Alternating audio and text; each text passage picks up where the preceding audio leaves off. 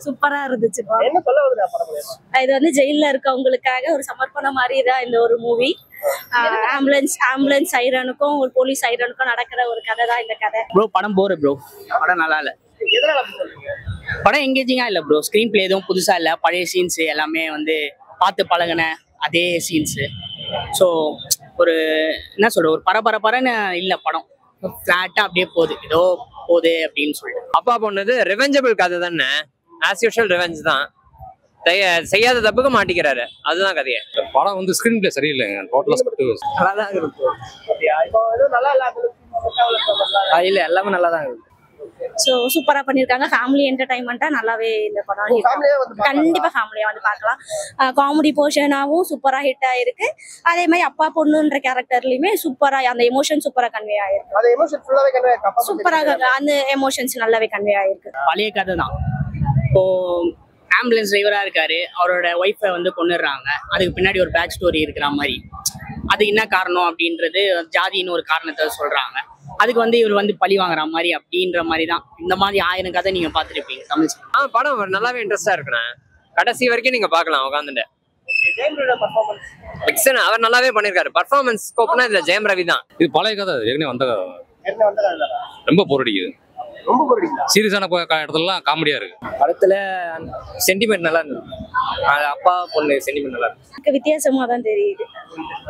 Okay, ஜெயம் ரவியோட performance சூப்பரா இருக்கு. நம்ம யாருமே எக்ஸ்பெக்ட் பண்ணாத இந்த சால்ட் அண்ட் பெப்பர்லாம் ஒரு சூப்பராகவே பண்ணியிருக்காரு. அதுல எந்த ஒரு லேகோ எதுவும் இல்லை. சரி, அதுல ஏதாவது எங்கேஜிங் ஸ்கிரீன் பிளேல உங்களுக்கு ஏதாவது பரபரன்னு இருக்கணும், எங்கேஜிங்கா இருக்கணும், சீட்டு நுனியில உட்கார்ற மாதிரி ஏதாவது சீன்ஸ் இருக்கணும்ல. அந்த மாதிரி எதுவுமே இல்லையா, ஃபிளாட்டா அப்படியே போகுது. போர் அடிக்குது ரொம்ப. ஃபர்ஸ்ட் ஹாப்லாம் தலையே சுத்திச்சு. ஏன்னா ஒண்ணுமே புரியல, என்ன சொல்ல வராங்க படத்துல அப்படின்னு எதுவுமே புரியல.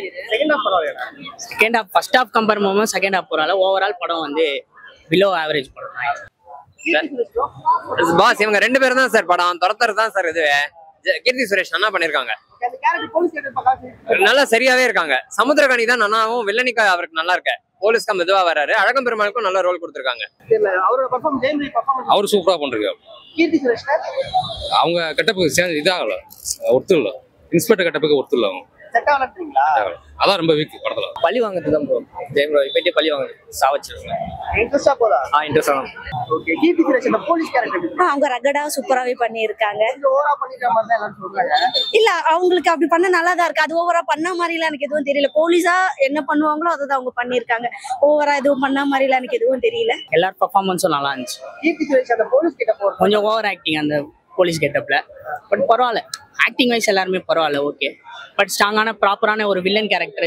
எந்த ஒரு படமும் வந்து ப்ராப்பரான வில்லன் கேரக்டர், ஸ்ட்ராங்கான வில்லன் கேரக்டர் இருந்தால் தான் அது கூட கனெக்ட் பண்ண முடியும் இல்லையா? அந்த மாதிரி இல்லை, ஸ்ட்ராங்கான வில்லன் கேரக்டர் கிடையாது. அதே மாதிரி அப்பா பொண்ணுக்கான அந்த பாண்டிங் எமோஷனல் கனெக்ட் இருக்குல்ல, அதை பார்த்தா நம்மளுக்கு ஒரு ஃபீலிங்ஸ் வரணும்ல. அப்பா பிரிஞ்சு பொண்ணு இருக்கு அப்படின்ற மாதிரி அந்த ஃபீலிங்ஸும் எதுவுமே இல்லை.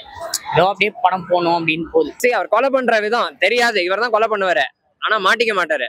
அதுதான் அந்த கதை. ஆனா ஜெயம் ரவி வேற ரகம். மத்தபடி படம் எதனால பிடிக்கலன்னு நினைக்கிறீங்க? ஸ்கிரிப்ட் ரோட்ல வீக்கா இருக்கு. இப்ப அந்த கதை ஏற்கனவே வந்த கதை, அதனால வந்து சீரியஸ் இல்ல. ரொம்ப நாள் கழிச்சு இந்த மாதிரி படம் பாக்குறீங்க. நல்லா இருந்துச்சு, செம்மையா இருந்துச்சு. என்ன பிடிச்சிருச்சு படத்துல உங்களுக்கு? எனக்கு எல்லாமே பிடிச்சிருந்துச்சு.